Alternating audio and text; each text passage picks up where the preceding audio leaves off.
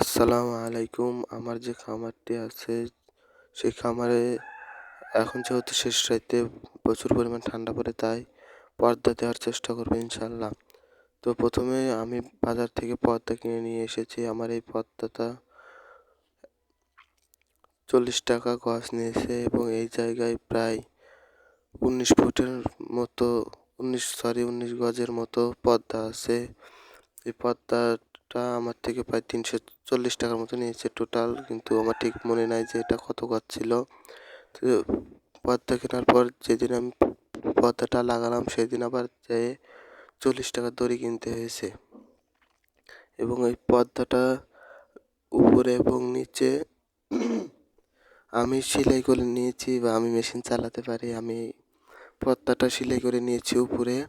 যেহেতু বাড়িতে মেশিন আছে, তো ১ম এ পর্দার সেলাই করে নিয়েছি এবং মাঝখানে যে জায়গাটা হয়েছে, সেই জায়গার ভিতর দিয়ে যে দড়িটা কিনে নিয়ে এসেছি, সেই দড়িটা ভালোভাবে ঢুকিয়ে নিলাম এবং ২ সাইডে ১ম এ পেরেক দিয়ে বাঁশের সাথে বা খোঁটার সাথে লাগিয়ে সেই জায়গাতে দড়ি নিয়ে আবার অন্য পাশে দড়ি লাগিয়ে পর্দাটা ১ম এ ছড়িয়ে নিলাম। ছড়িয়ে নেওয়ার পর এখানে যেহেতু আমি উপর দিক তুলে দেবো, ১ম এ চেয়েছিলাম যে পর্দা যাতে ঘোষ করে নিয়ে এসে সাইডে রাখা যায়। কিন্তু যেহেতু ঘরটা ৩ সাইডে লাগানো হয়েছে পর্দা, তাই দড়ি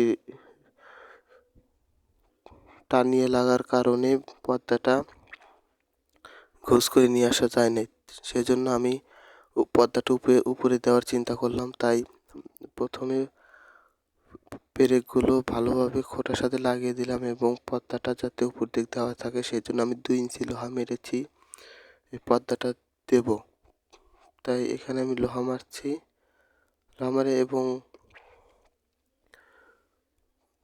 এই জায়গায় পর্দা মানে এটা মোটা কাপড় বা রবারের মতো পর্দাটা টানলে লম্বা হয় এবং যখন আমি কিনেছি তখন দেখলাম যে ভিতরে বাতাস যায় নাকি এবং ভালোভাবে সেই পর্দাটা বাতাস যাতে না যায় সেজন্য আমি বাতাস দিয়ে চেক করে দেখছি এবং পর্দাটা মোটামুটি ভালোই, তাই লাগিয়ে নিলাম। এই জায়গায় পর্দা যাতে টান করে লাগানো যায় সেজন্য নিচেও পরবর্তীতে লোহা মেরেছি যাতে পর্দাটা টান হয়ে থাকে।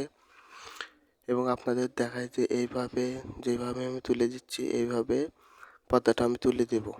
প্রত্যেকদিন রাত্রে নামিয়ে দেবো এবং সকালে তুলে দেবো ইনশাআল্লাহ।